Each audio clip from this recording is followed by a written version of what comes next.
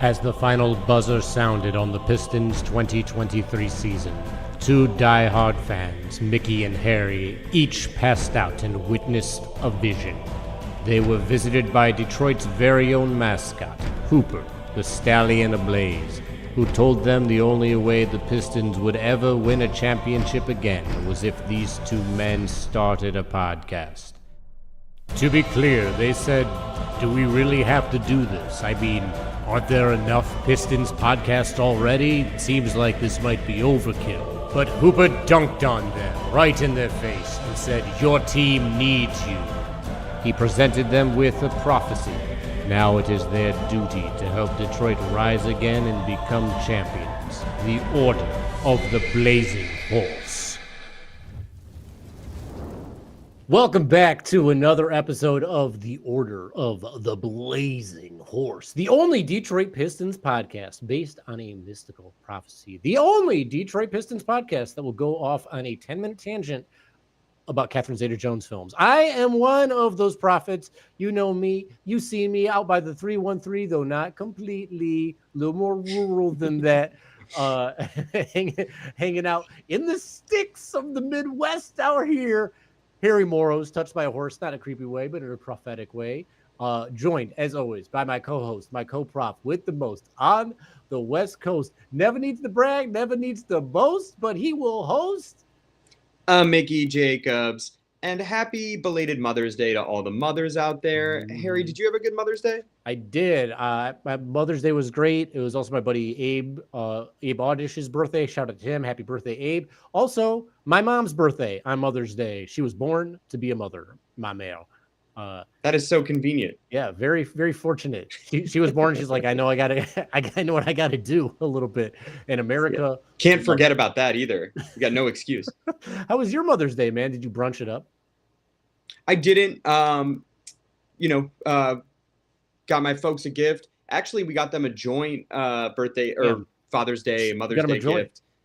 We got no, that would be not as much their style. But speaking of style, they are gonna go see the comedy stylings of Josh Johnson in Detroit in June. My dad's a fan. I know my mom probably would be a fan. So my sister and I hooked them up with a little comedy show. Josh Johnson, very funny, very nice guy. Did Cranes a number of times. Great material. Nice gift, dude. Very well done. Good for you. I think they're gonna like it. Also, shout out my sister Allie, who celebrated her first Mother's Day as a mother. Very exciting stuff. Happy Mother's Day, Allie. Shout out to you. What'd you get her? Didn't get her anything. But I'm gonna be visiting around Father's Day, so I'm sure we'll do something special then. I also wanted to tell you, over the weekend on Sunday, speaking of mothers, friend of the podcast, hilarious comedian Megan Gailey recorded her comedy special, 8 months pregnant, on Mother's Day, on the day the Pacers eliminated the Cavs. Forgot all about them. Coach of the Year Cavs.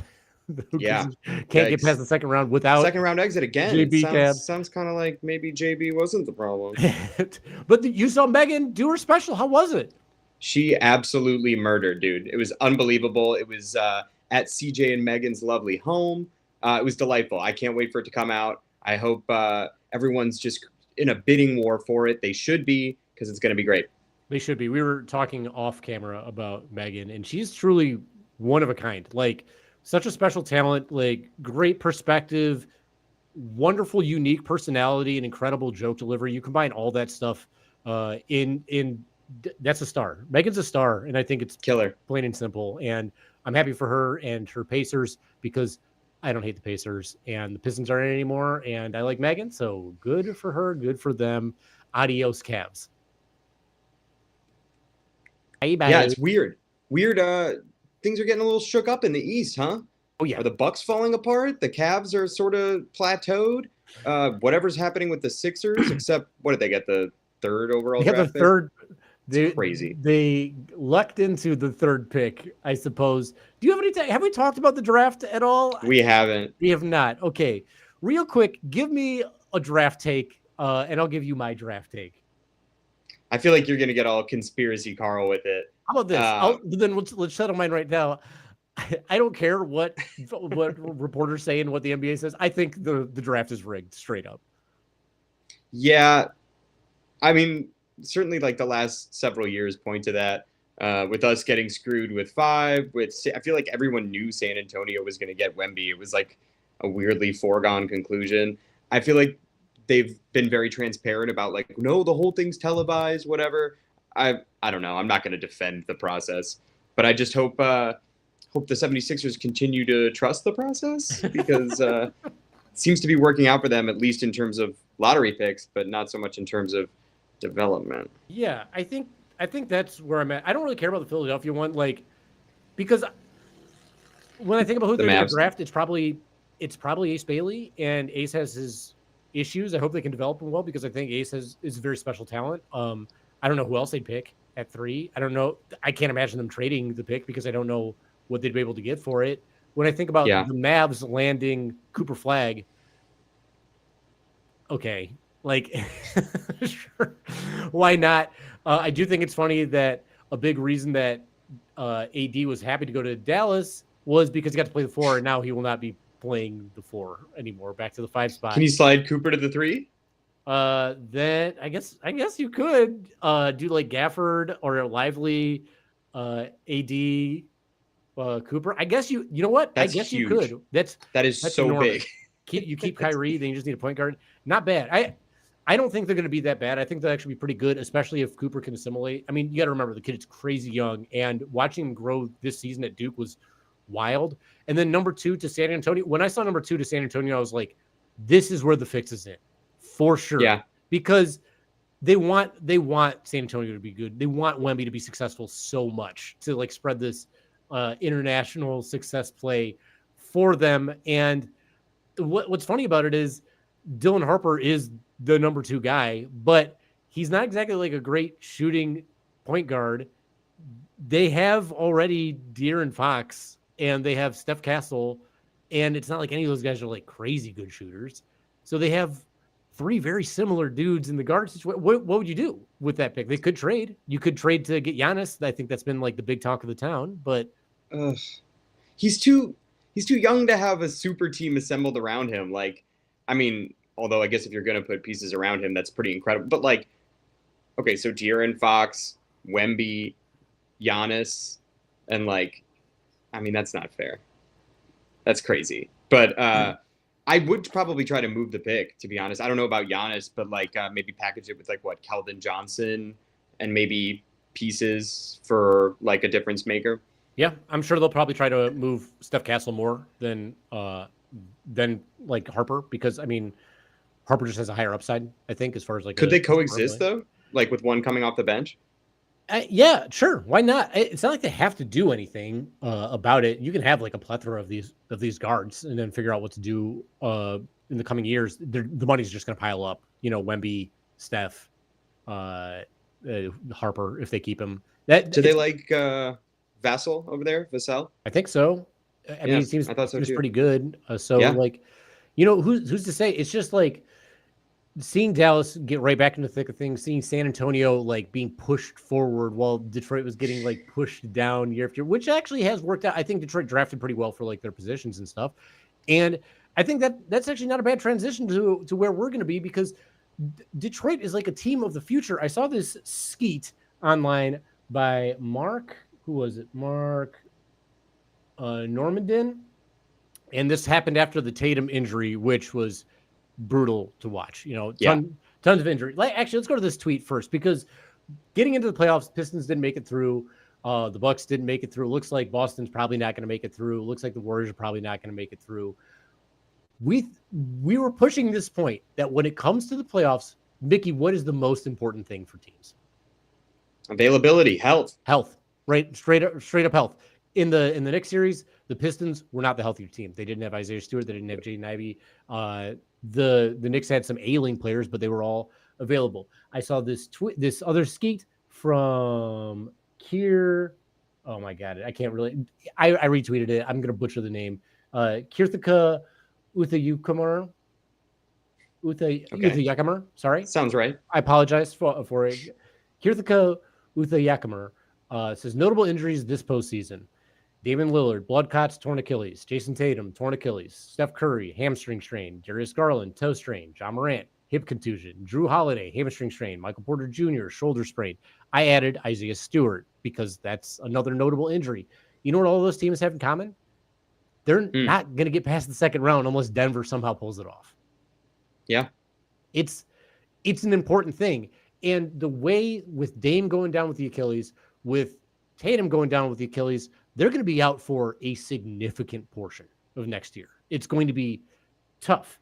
So with all that in mind, with this Mark Normandin skeet that is also on there, if you want to see these, follow us on Blue Sky. We've got that. By the way, subscribe, like. Hit the share us with a friend.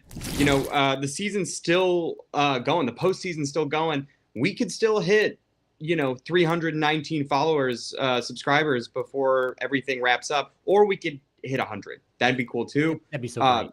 Get us to either 100. way, we're on Substack. We're on Blue Sky. We're cranking out TikToks. Harry's doing an amazing job. Stay with us. Email us at orderoftheblazing.horse@gmail.com. Let us know what kind of stuff you want to see. Maybe we'll do it. We'll probably do it. There's been a lot of conspiracy Carl in there, and we're like pushing back on that a little bit. Yeah. So if you can fill that box out instead of him, that would be great. Love that. I know I went a little conspiracy Carl myself earlier, but here's the Mark Skeet. He said, so Tatum is maybe toast for next year on a team that can't add anyone. The Cavs can't add anyone to take advantage either. The Knicks are basically as good as they can be already. The Magic are pretty close to capped out, and the Bucks have imploded. Next season in the East is going to be weird. And I responded for us with the Matthew McConaughey True Detective. You know, the cigarette one, because this is a perfect opportunity for Detroit to really move forward. I know we're talking about like windows and like wait your turn and stuff like that, and like look where the Cavs are, and look where the Celtics are. Yeah, look where everybody's at, and look where Detroit just did this season with these guys who didn't really come together until halfway through the year while missing some kind of key pieces. Yeah, they have cap, not as much as Brooklyn. They have $20 million in cap, depending on like who they re-sign and whatnot. And they have a slew of young guys who they still don't know what to do with, and they don't even know how they play together. We don't know how Ivy and Asar play together. We don't know how that Ivy Cade package is going to work out in the grand scheme of things. So we have an interesting look at the season. Mickey, how do you feel about him? I'm really excited. I'm still in the camp of not wanting to shake up too many pieces. You want to get right into guys we want to keep? Yeah, let's do it. Let's talk about guys we would love to keep. First, let's talk about guys we already know are staying on the team. Cade is here. He's locked up. He's getting all NBA money. No big deal. Rookie deals that are still taken care of right now are Bobby Klintman, Asar Thompson, Ron Holland. Don't have to worry about that. Tobias Harris is here next year. Isaiah Stewart still has more time on his contract. And is that it? Then we get into rookies. Then we get into rookies for extension. That would be, or like young players for extension. That's Duran, Ivy, Sass, I believe. I guess Sass is like still just on the team in general. He's not really up for extension the same way, extension elbow. But Duran and Ivy. And then you got the free agents, Tim Hardaway Jr., Dennis Schroeder, who you have early bird rights on. I believe Paul Reed is a free agent, UFA. And Malik Beasley, who you don't have any bird rights on. I think so. And Tim Hardaway Jr., who you do have bird rights on. So it's early bird rights on Dennis, bird rights on THJ, nothing else for the other guys that are free agents. Yeah, my big priorities for guys to bring back also text are, and by the way, if we can't get them, I do think there are workarounds. I think there are ways to fill the gaps, but of the guys that we can either bring back or say goodbye to, I would like to bring back Beasley and Schroeder for sure. And it's not a knock on THJ. It's just that those two, I think, are more important in different ways. I'm with you. Tell me why. Give me why you think they're important and how the rotation looks. If like where they fit into the rotation, I suppose. Yeah, I think the starting lineup next season is Cade, Ivy, Asar, Tobias, Duran, as is. And I want Dennis running the second unit. I thought that what he did in the playoffs was so important for us. I think so much of like what makes this team great is the buy-in. and just the vibes and the fact that they all want to be there. And when Dennis came in at the trade deadline this past season, he was so huge for us, and he was not even shooting the ball well. And then obviously what he did in the postseason needs no explanation. With Beasley, debatably the second best player on the team, like certainly like the second most important scorer, which, you know, you can say that's a good thing, you can say that's a bad thing, whatever, but also just so important to the vibes of the team. Like, pillar of the Pistons culture, in my opinion. I don't think he's the best on defense. I actually really don't love when he does much more than dunk or take threes. Like, I'm not a huge fan of the mid-range. I'm not a huge fan of the floaters, but I just think he has absolutely deserves to be back. Yeah. I think we're getting a little blinded personally. Maybe by we, I mean the fan base, because there's a lot of talk about, and you can lump me in there. Yeah, not you. You're the opposite. You want to bring him back. A lot of people want to bring him back. Some people are like, you know what? He didn't show up in the playoffs. He was pretty bad in the playoffs. He still shot like 35% or something, 35 or 37% from three. I think it was 35% from three on 10 attempts a game, averaging 14 points in the playoffs at under 30 minutes a game. That ain't bad. That's really not. It's not the Malik that we're used to from the regular season, but people are like, we should get rid of him and just get like Nickeil Alexander-Walker, who I think will cost more money, to be quite honest, who won't shoot as many threes and who would play a little bit better defense. But then, like, who knows how they'll go in the playoffs? Not saying that I would be against by any stretch of imagination. I'm just saying Beasley was better in the playoffs than people are giving him credit for. And he had such a spectacular regular season, one of 5 players in history to hit 300 3-pointers. That's sensational. And he did it because he had the opportunity to play in this specific room, in this design, with Cade, with Dennis, with Stu setting him picks and whatnot. It works for him. And like, for me, if he's willing to take the mid-level exception to stay here, because not a lot of teams are going to be able to pay him anyway. I mean, most teams aren't going to be able to pay role players the way that role players have been paid in the past. How much is the mid-level exception, by the way? I think it's like 14, 15. Yeah. Like, I think he's earned that. He was getting paid what, 8? 6. It was $6 million this year. Like, bring him back. You can't. Yeah. I want everyone to be able to play D and to be able to shoot the 3, but the fact of the matter is they can't. And if they're willing to try, that's fine. Beasley actually got steals. He did try. He put in the effort. He has the buy-in. He's great vibes. He is my number one priority to bring back at that price range. He just lifted this team in so many big games. So I want him back.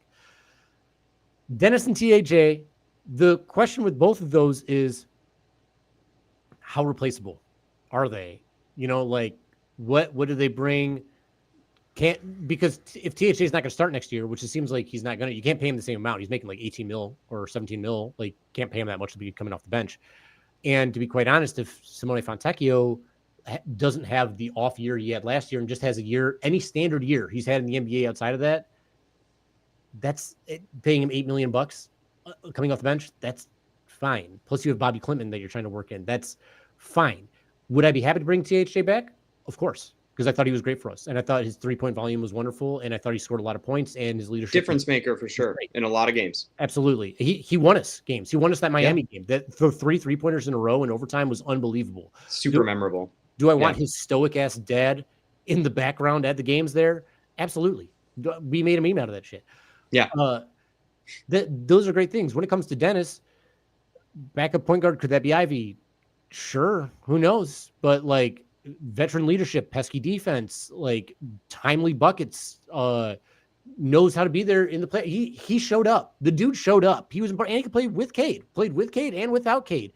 And he just seemed to get at least one important and one bucket every game. The dude's been kicked around so much. He seemed to buy in right here. He's got a little bit of that shit talk to him. Someone, was it Ace that we had on the podcast? He said, I didn't realize that he was like Stu's little buddy.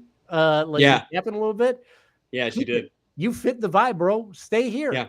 So like with both those guys, they are replaceable as far as their skill set goes. Can you get a point guard to handle some ball duties to score some points? Sure. Can you get a guy who's like a pretty good 3-point shooter, pretty damn good 3-point shooter, mediocre at defense, Um, sure, you can, but both these guys fit the vibes and they've been here. And there's something about continuity that really helps out. So depending on what's available and who wants to come here and for what price you can get, I think to say immediately, I don't want either of these guys back is bad news on your part. And on your part, sorry, I'm calling out the imaginary people out there, but I think it's a little short. You know who you are. Yeah. Just like be open to the idea of either of those guys, all three of these guys coming back. To be quite honest, yes, it'd be nice to have something there. And like I said, with Dennis, there's not. I mean, there's Sasser, but he's not really a point guard in the same regard. There is Ivy who's doing that thing. It's just with THJ, there are already team options for him to walk. You could get more Ron development minutes.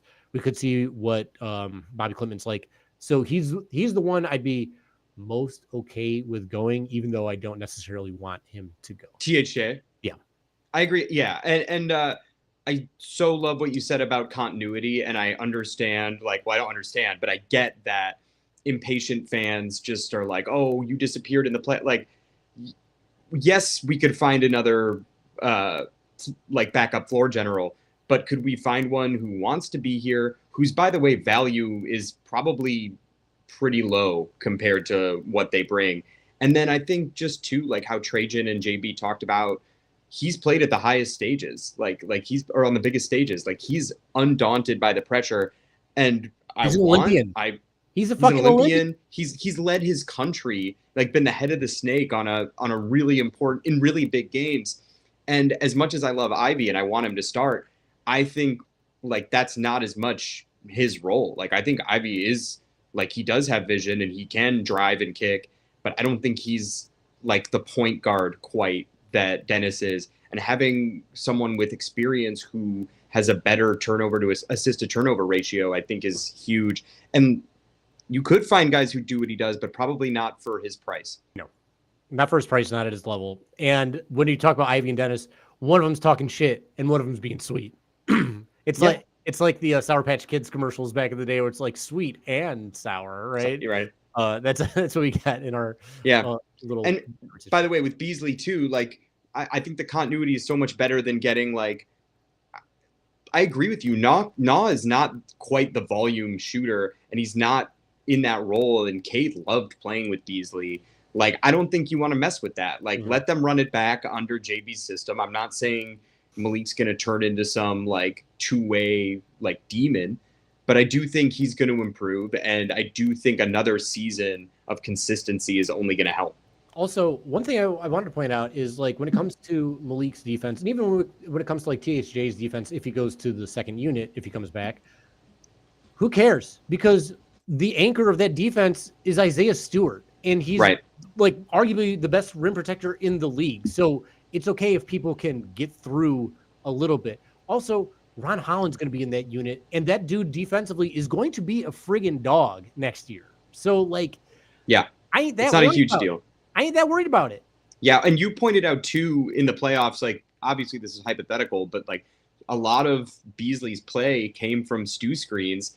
Maybe he would have had a way better playoffs, and it wasn't terrible, but I'm not gonna sit here and tell you I'm thrilled with how his postseason went, but I think these are factors. Yeah, I agree. All I was saying about his postseason was it didn't deter me from wanting to bring back a guy who helped change culture and change the history of this team. He's so awesome. I'm here for Malik Beasley. I'm here for his personality. I like to reward personality. I like to reward performance. He has got both. So good for him. And I think he's gonna have a chip on his shoulder with how the last play of the season panned out. For sure. So why if it ain't broke, don't fix it. And he wasn't broke. He got a little dented in the playoffs, but shit. So is my Prius. I dented my Prius the first day I got it, and I've had that thing for 16 years. Still kicking. Still kicking. Roof rack still on. Still smells like chicken. Because of transporting all the chickens and stuff. Of course. Yeah. Live chickens. Live chickens. Yeah, not fried chicken, live chicken. Right. Oh man. In regards to all that, though, do you think they should make a trade? I mean, there's people talking about Giannis. He's available. There's people talking about KD. He's available. There's people talking about Book. He's potentially available. Do you think they should be involved? Would you be super upset? if the Pistons got involved in that world. By the way, I wouldn't be super upset if we just like ran it back 100% and just kept the squad we have. I'm not saying that's what I like want to do or what I would do, but I wouldn't be upset. I definitely see the logic in that. I'm not interested in leveraging everything for Booker or KD. I wasn't really thinking about Giannis, but off air, you brought up. Can you bring up the pieces that would be involved in this hypothetical trade? Oh my God, let me look it up. But I think you said it was. I will, but like talk about why you don't like the other trades while I'm looking up the exact sure the assets. Was listening to Pistons Pulse, and they were talking about just how like when the Hawks brought in DeJounte Murray to complement Trae Young, it didn't really work. And I think they brought up how Devin Booker and Cade, there's a lot of overlap there. There might not be a lot of complementing as there is. They do kind of similar things. Like, would it take weight off of Cade's shoulders to have another scorer? Maybe. But like, that's not the complementary piece. And as much as I love KD, and I'm really impressed with kind of the two-way season he had at his age, I do think the age is a factor. And unless like I don't know, I just don't understand how Pistons could make an offer for him that some other team wouldn't match. Like, we have assets, we have our picks back now, but other teams have more assets. And even when you get into this Giannis trade, like, I have skepticism that, you know, like an OKC or another team wouldn't be able to beat whatever or like even Houston. Mm-hmm. I do think we have some better assets because I think our young talent's better. And I think like, who knows about the picks? Like, first round picks, yeah, numbers are there, but also first round pick in like the late 20s, first round pick in the mid teens, like who knows what it's worth. So the trade that Bleacher Report put out as a potential framework would be Giannis to the Pistons for Duren, Ivy, Holland, Tobias, and 3 first round picks. Wait, Tobias is in that? Yeah. Look, I wouldn't be like upset. I wouldn't be livid if that happens, but like, I don't think it happens. And you were talking too, like, it leaves you with a lineup of Cade, Beasley, Asar, Giannis, Stu, and who off the bench? Like, off the bench is probably Schroeder, and Bobby Klintman, Tech, and who knows. So my issue with this trade, and also I want to give a shout out to oh my God, why am I fucking blanking on the name of this podcast? They're a great podcast. Resball Pod. Shout out to Resball Pod. Fun stuff. I really enjoyed listening to your guys' stuff, putting it out there. My apprehension with this trade would be that you're out too many pieces. And when I look at teams that are out too many pieces, and I look at like Phoenix and how they had to try to piecemeal their team together and how it didn't work, it ain't worth it to me. Like, depth is important, especially with the pace that Detroit plays at.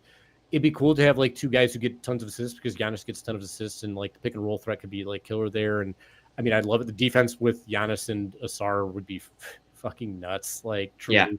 Yeah. And if Stu was the center, like, my God, you know, but giving up a lot of young guys, giving up a lot of depth, that it'd be tough. I guess I'd accept it if it went through, but it wouldn't be my first choice. Yeah. But, you know, whatever. We're here for it. I do want to talk about the KD one because I know I kicked that out a while ago, and I said I was against it, and for it, and against it, and for it. I was flip-flopping like John Kerry back in the late aughts, if you will. Shout out to any old people who remember how elections used to go. Yeah. Still a bad election overall. Yeah. But when I was thinking about the KD trade, he's 36. I wouldn't do it in the offseason because I still want to know if Ivy's the number 2 guy, right? I want to know if Ivy and Cade work well together. I want to know how that's all going. If KD is not traded because Phoenix is whatever, and we get to the All-Star break and we're pretty sure that Ivy is like pretty good, but not that guy. When I look at that KD trade on an expiring 36 years old, and I think about for a power forward who, much like Indiana a couple years ago, when they traded for Pascal Siakam, who was 7 years younger. Do you know what they gave up to get Siakam, who was pretty fucking good, and who is an all-star? No, remind me. They gave up Bruce Brown, 3 first-round picks, and another player whose name I can't remember. So when I think about what it would take to get KD on an expiring at 36 in that circumstance, I'd think about it. I would really think about it, because if it took Ivy, who knows? If you're out on Ivy as far as like the partner for Cade, okay, you free up some money because you don't have to pay him. Now you're gonna have to pay KD, who knows how much, but KD is a guy, like a proven guy who plays the 4.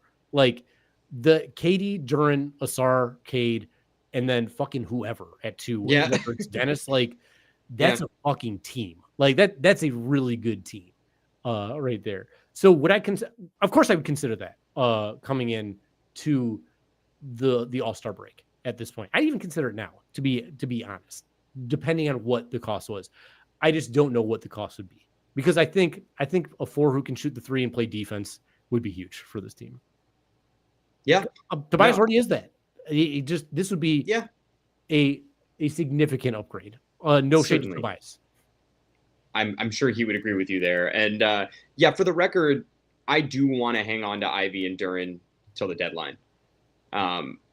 That's where I'm at. Let's get to the extendometer. Great transition into that. So with Ivy and Duren, do you want to extend either? You want to hold them on to at least the deadline? Do you want to extend them before the deadline? Where are you at? Let's start with Jaden Ivey. Deadline for sure. Like there's more question. I mean, I don't know. Like there's still questions with both, but I definitely want to hang on to Ivy through the deadline. He was on a really good track before he got hurt. Let's see how he looks with Cade and Asar and Duren in the starting lineup. Like that to me is huge. Like I want time, spoiler alert, with both guys.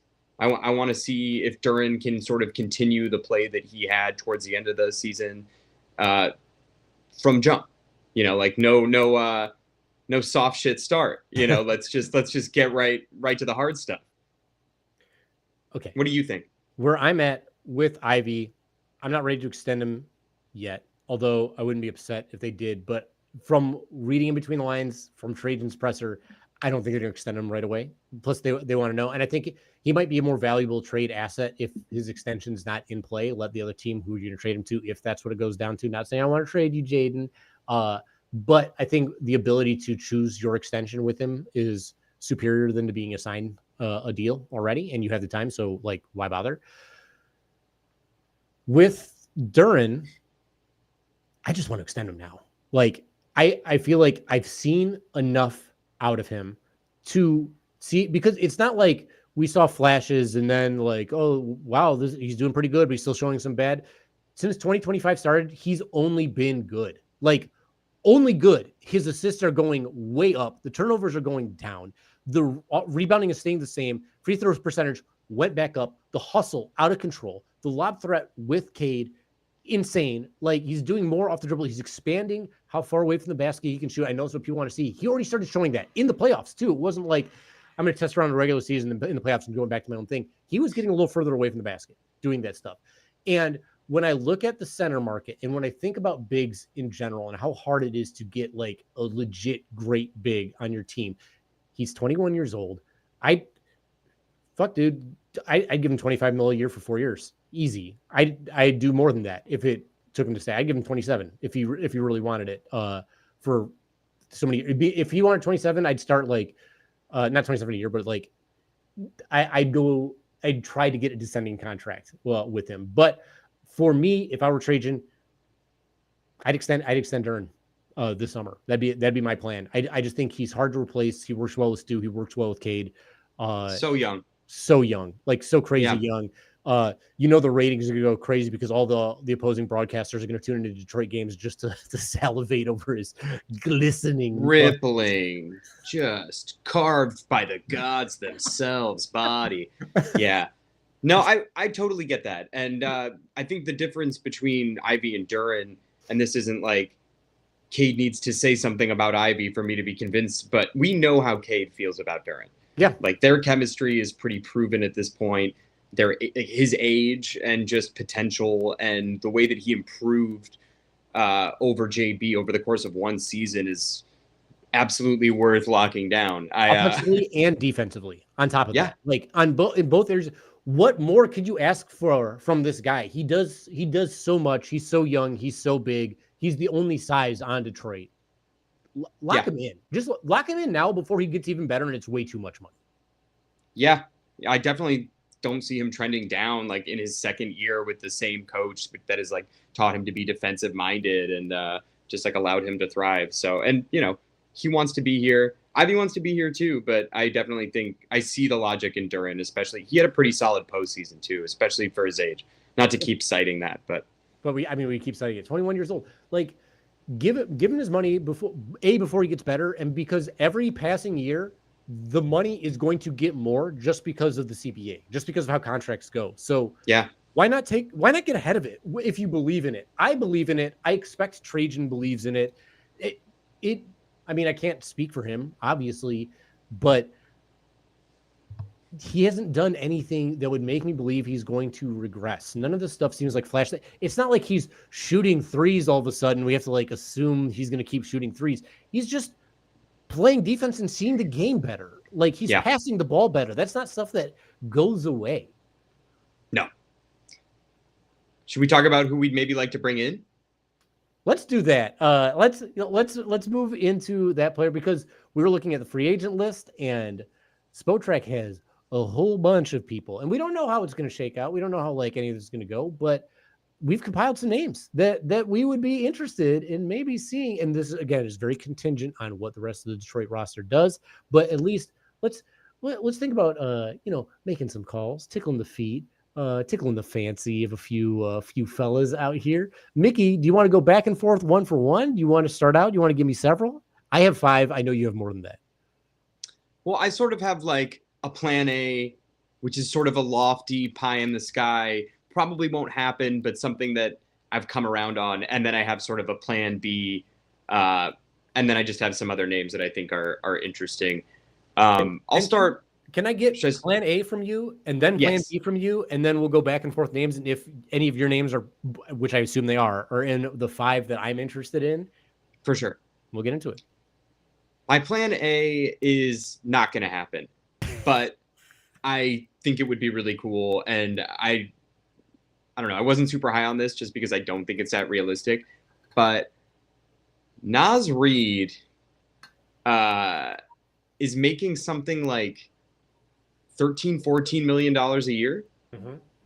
And he's going to be a free agent. If he would take 20 to 25, and if we could clear up that money from THJ Tech, are you shocked that I would pay him 25 or 20? Yeah, a little bit, but not that he's not worth it. I would pay him $20 million, 20 to $22 million, so that your starting lineup is Cade, Ivy, Asar, Naz Reid, Duren. Then you've got Dennis off the bench with Beasley, Ron, Tobias as a backup. Yes, Tobias playing backup in his second year on his contract, and Stu. Is your issue that he can't play the 4? Because okay, you seem surprised, but if I've heard the Timberwolves are cheap, I sort of thought that Cat was going to get more run, Naz was going to get more run with Cat out, but sort of this renaissance of Julius Randle, he's not had the biggest role. If he wants a bigger role and like $6 more million a year for like 2 to 3 years, I think that would make us big. That would make us better at shooting. I think his defense is solid. I looked at his rating. It's actually pretty decent. It's better than Tobias's anyway, and he's younger. I think that would be a lot of fun, and then you wouldn't have to hang on to Paul Reed because you've sort of got 3 bigs. I mean, I love it. If you can make it work, I'm curious to see like what that money would do to the rest of the team. Because I think if you give him 25, you're not getting Tobias. I mean, not getting Tobias. You're not getting THA. You're probably not bringing Dennis back, is my guess. So like, I was hoping if you lost THJ and Tech, you could make it work. So whatever whatever that number hole is, I'd also be willing to say goodbye to Sasser and Paul Reed. So, but with Sasser, you lose like $1 million or $3 million. Yeah, and Paul Reed's even less than that, yeah, I think. Yeah. So it's like you got to make it work. That's an interesting plan A. Okay, I'm not against it, and I know people love Naz Reid. People in Detroit, I got plenty of buddies. My buddy Chris Daniels, he used to text me last season just Naz Reid during Pistons games, not even during Minnesota Timberwolves games. Chris will have you on the show at some point, but. He's super funny. Great comedian. Also wrote some Rick and Morty comics. Very funny guy. Awesome dude. Okay, Naz Reid plan. I dig it. I mean, talk about spacing, right? Size and spacing. I think size and spacing is great. And then you really don't have to worry about Asar and Duran probably at all. Is my guess. This before I lose track of it. One quick interjection on the Duran thing. The reason why I'd sign him. The people keep bringing up the space that him and Asar occupy is the same too frequently. They'll figure that out. That's something that if you play together enough, a coach sees enough, you can map around that and get it figured out. So I ain't worried about it. That's my quick thing. Anyway, okay, so that's your plan A. What is your plan B? Plan B is to replace Fontecchio and maybe THJ with just a more shooting four who can also play like decent-ish defense. And I have a few names for that. We'll see if any of them come up for you. I have Jake LaRavia, Dorian Finney-Smith. This is in no particular order. Dorian Finney-Smith, Jake LaRavia. I just changed the order after saying like it's not in any particular order. Maybe it's in a little bit of order. Chris Boucher. I think Sante Aldama is going to fetch a little more money. So, but someone like that off the bench. So basically a shooting four in sort of that vein, at the expense of Tech and maybe THJ. Mm-hmm. So the Tech thing is interesting because like, how do you get rid of him? If you want to get rid of him, right? Like, isn't he on a 1 year? Isn't he gone after this? He's not a free agent. Oh, I thought he was. Let me see. Simone Fontecchio's deal here. Was he on a 2 year? I think it was a 3. Or maybe it was 2. Because remember they were surprised it wasn't longer. It was 2 years, $60 million. So he's okay. At 8 next season. So you have to essentially lose him somehow, which would be in a trade, which isn't impossible, but it's like, just figure it out. Yeah, I see. I don't have a great answer for that, but I would also throw THJ in there, and like maybe Tech falls out of the rotation, or he's a guy who can plug in for injuries or foul trouble, stuff like that. Yeah, I mean, the contract's not bad for Tech. $8 million on expiring, a guy who can play ball. Like, it's not bad. That's a tradable asset for sure. So out of those names that you brought up, you have 2 that are on my list, and my list is all pretty much in that same vein. It's forwards who can shoot. All 5. All 5. It's forward centers who can shoot the ball. And the first one is Dorian Finney-Smith. I think Dorian Finney-Smith would be absolutely perfect for sure. Like so freaking good. And Tobias could start and DFS could come off of the bench. Like that'd be fine. You have like a good rotation of guards. Question is, can you pry him away from the Lakers? He has a player option to stay there.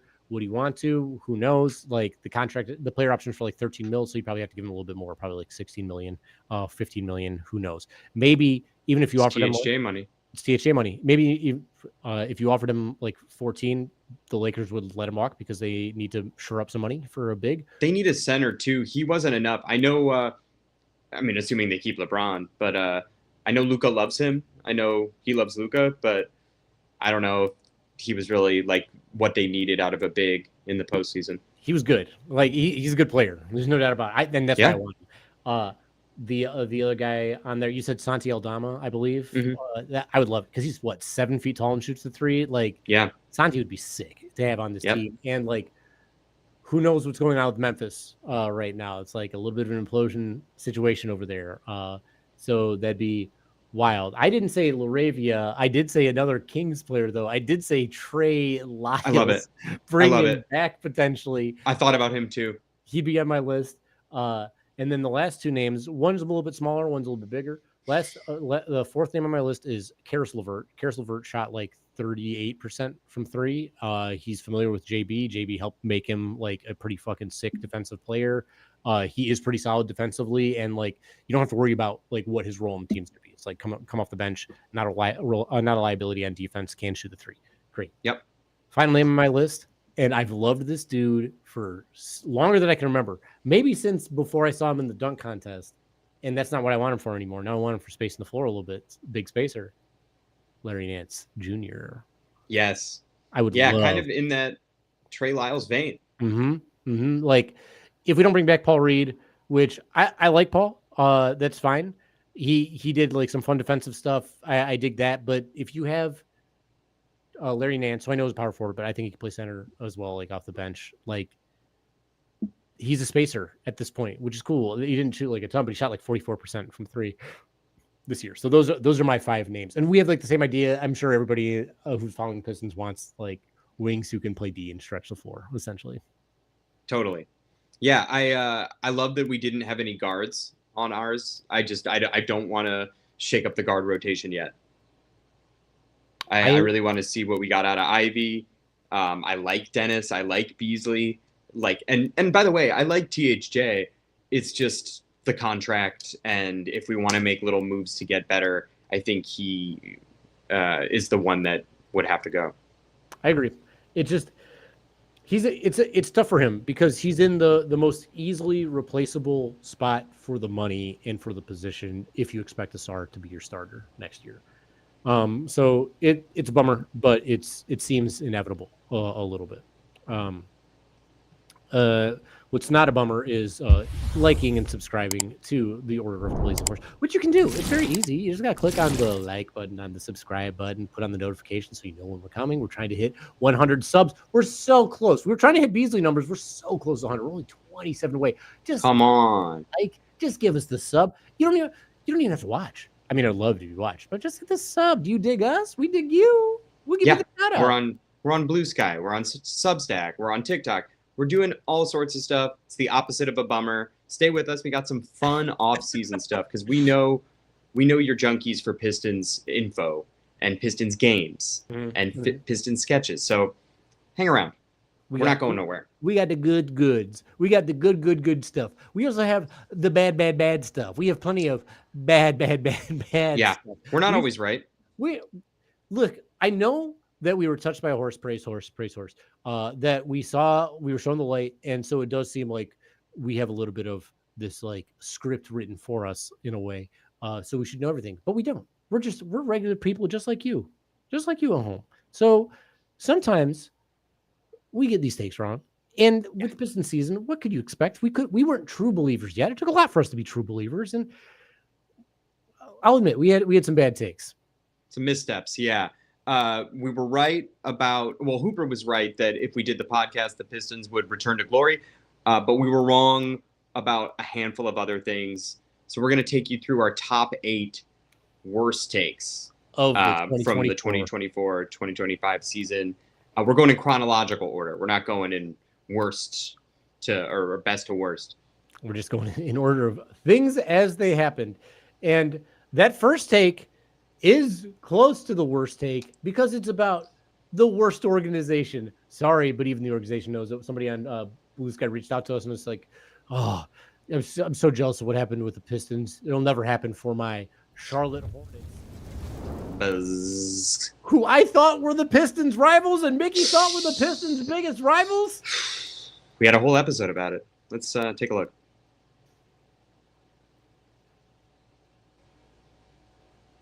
I don't like losing to Charlotte. No. There's something about them. I really hate it. Like it. I'm not having a good buzz. They're a buzzkill without a doubt. Yeah.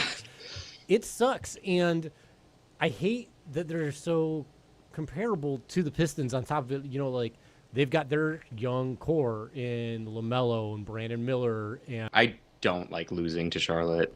Yeah. So not our rivals. That was so early.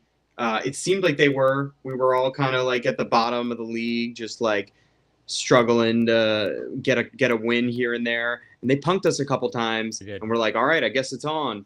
But now no one would even mention the Hornets in the same breath as the Pistons unless, as you saw that Skeet, just lusting after the Pistons turnaround, just pining for progress like that. So, I think if anything, like you could argue the Pacers or the Knicks over the Hornets, at least in a modern sense, don't you think? Yeah. Oh yeah, I think that rivalry, the Knicks Pistons rivalry is for real right now. Yeah. Because of the playoff series and because of how it went and because of, it's a little bit like Rocky, right? Like underdog, championship contender, and Detroit lost. But I mean, what happens to Rocky 2?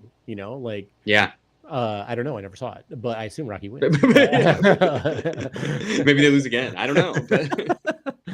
But yeah, that was a fun bad take.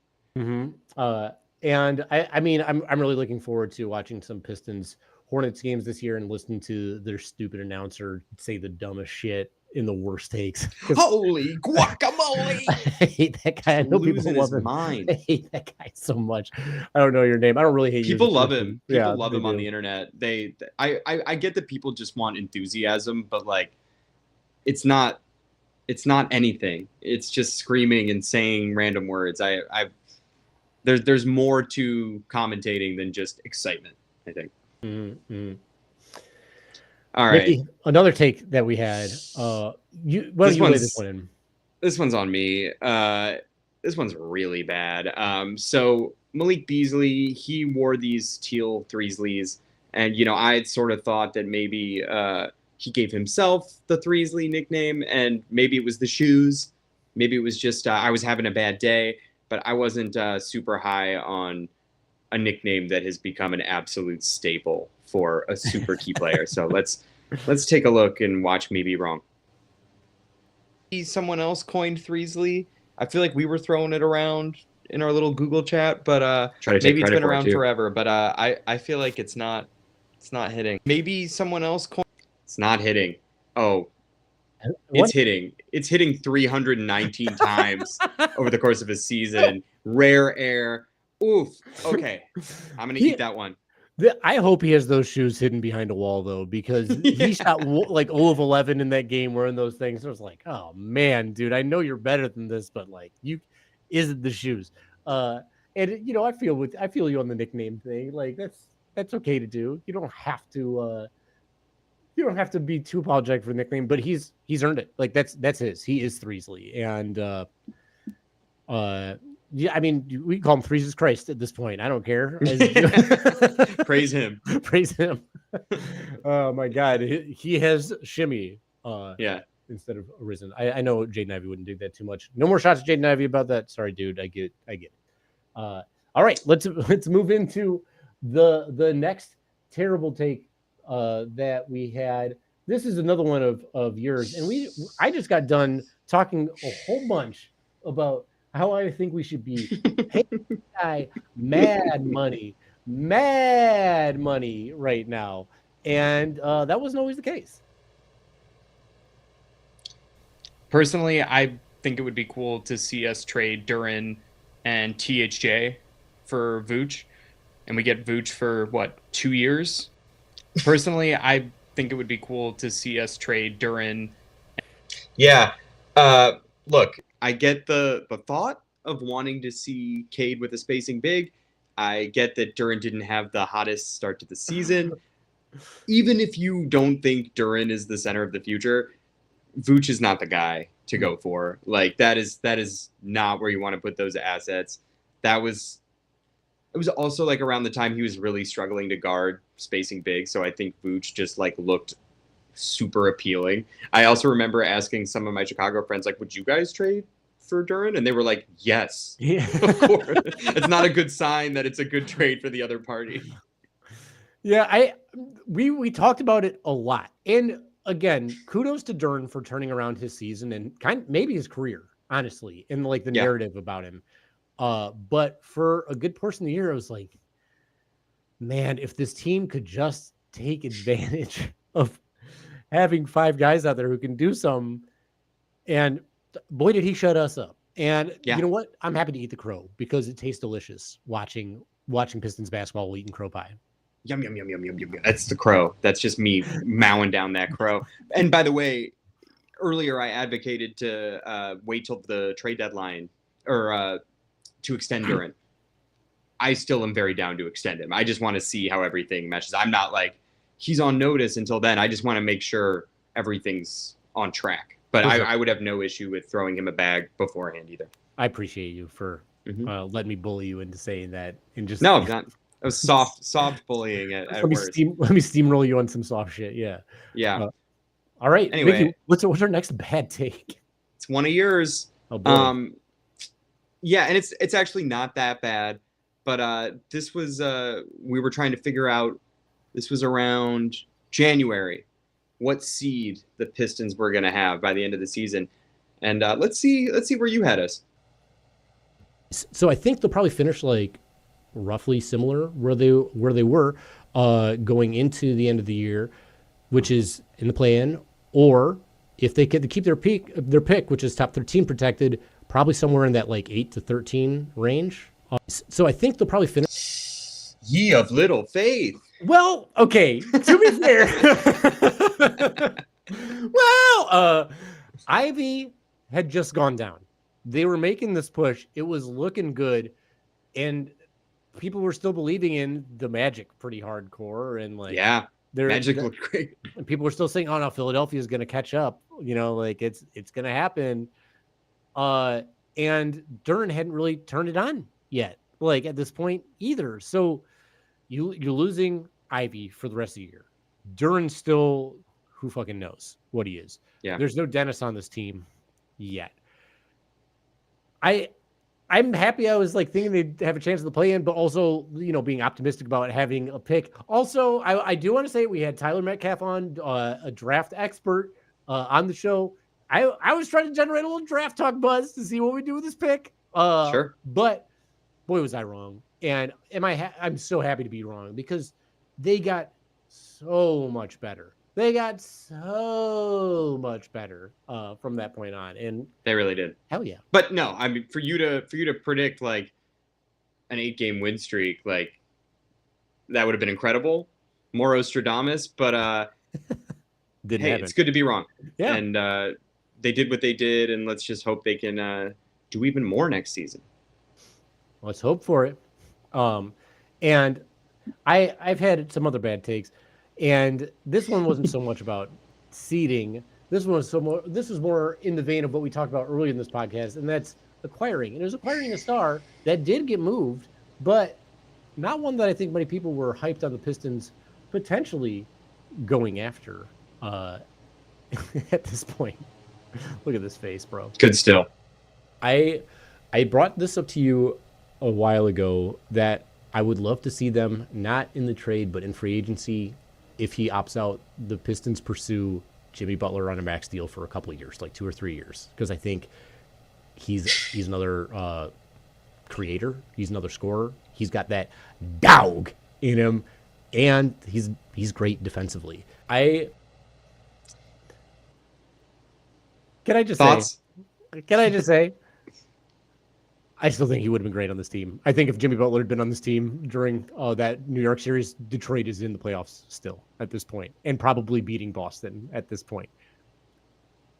I actually think it's sort of like what the guys on the Pistons post were talking about with Booker, where they're actually too similar. And I know that sounds weird to say that about a point guard and a wing, but I just think they're both such creators, and maybe that's a feature, not a bug, but I don't know. He's not the guy, I think.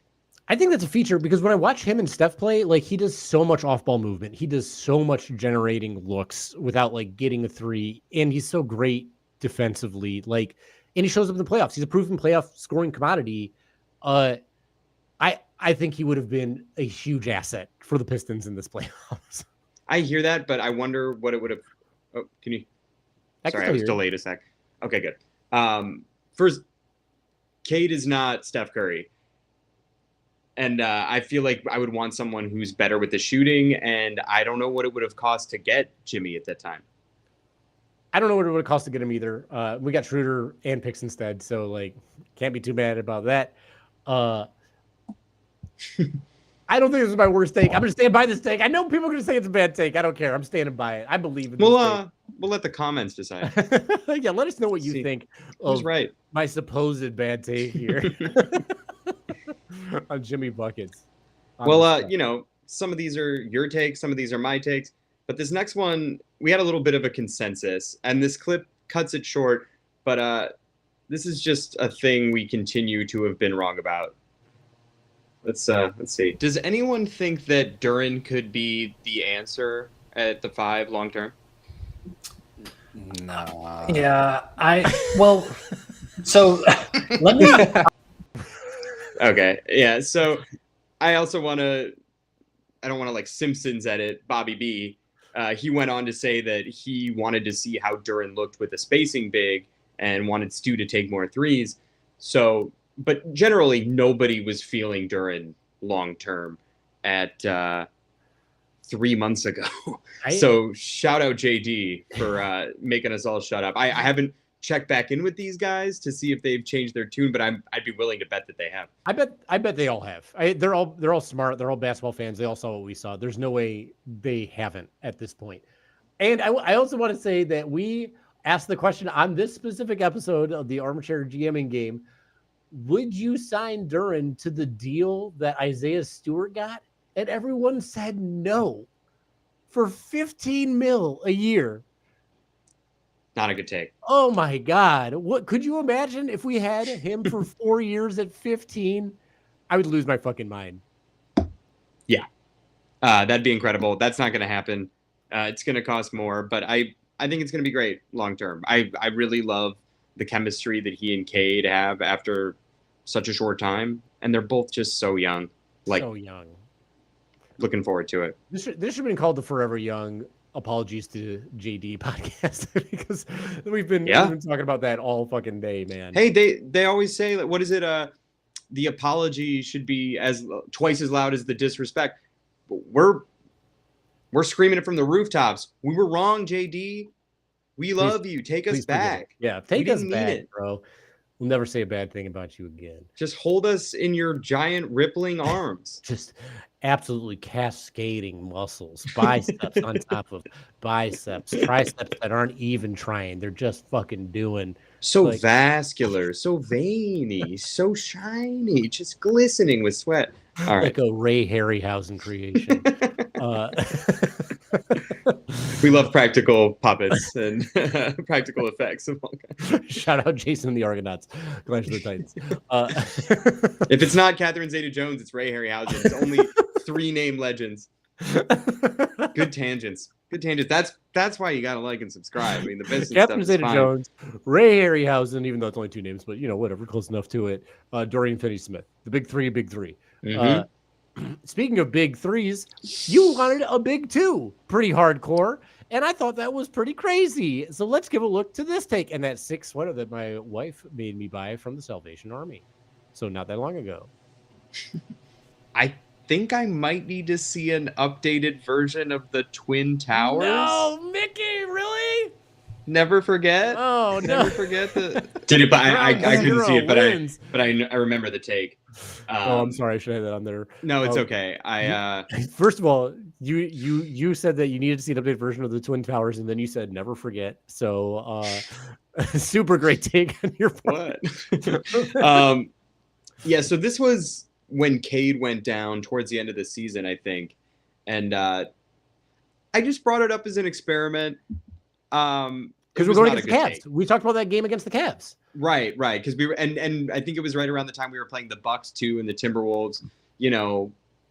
Big lineups. Maybe let's see, but like that's just not the offense they're running. Like that's just not what's gonna work. Like they're not having Stu like pick and pop. Yeah. Like he does take the occasional 3, but it's usually when he's at the top and just left all alone, and he's got time and he'll take advantage. Like he's not afraid to do it, but it's not really like a part of the game plan.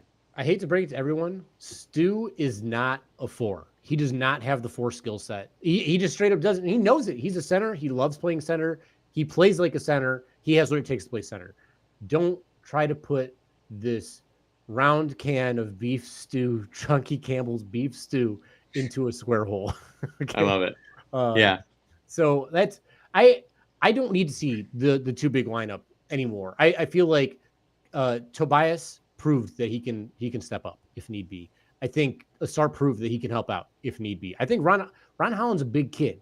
He's 6'8", 19 years old. I guarantee in 2 years he's gonna be 25 pounds heavier. He's gonna be like 225, 230 or something like that. He's gonna be huge. Is the voice gonna deepen? Oh my God, could you imagine? I can't. I don't even think that would really register for adult human ear. Like that might just be. It's like the opposite of a dog whistle is Ron's right. The dog pound whistle. Ron's voice. Dog pound whistle. I love that. Bring it out. Don't know. Lower than Shaq, dude. Yeah. So yeah, that was a frustrating take, but not that bad. And you made a face about it. So I want to revisit that face because it was very cute. Look at that. Cringe. Very cringe. Cute. And so oh, go ahead. You want to talk more about it? No. I was just gonna introduce my last terrible take. Oh yeah. I don't think it was that terrible, personally. But it certainly didn't come out. I took a stab on this one. This was when we were about to face the Knicks in the playoffs. And part of it was I thought we could win the series. But then I definitely gave it a little extra surge of optimistic juice. Let's take a look. I was going to say it. I'll keep it short and sweet. OG Anunoby's knees, chopped cheese, Malik Beasley 3s, Pistons in 5. Whoa! It's a gentleman's sweep, boys. Gentleman's sweep. A boy can dream, right? What we didn't know was actually Isaiah Stewart's knees, OG's 3s, Brunson's floppies, OG's, Knicks and 6. By the way, as I was hunting through clips, Doug Burns, Doug Lust, friend of the pod, pretty much predicted it exactly. I know, like kind of to a T. It's pretty. We'll pull that up at some point, but he nailed it, and shout out to him for just absolutely seeing the future. I can essentially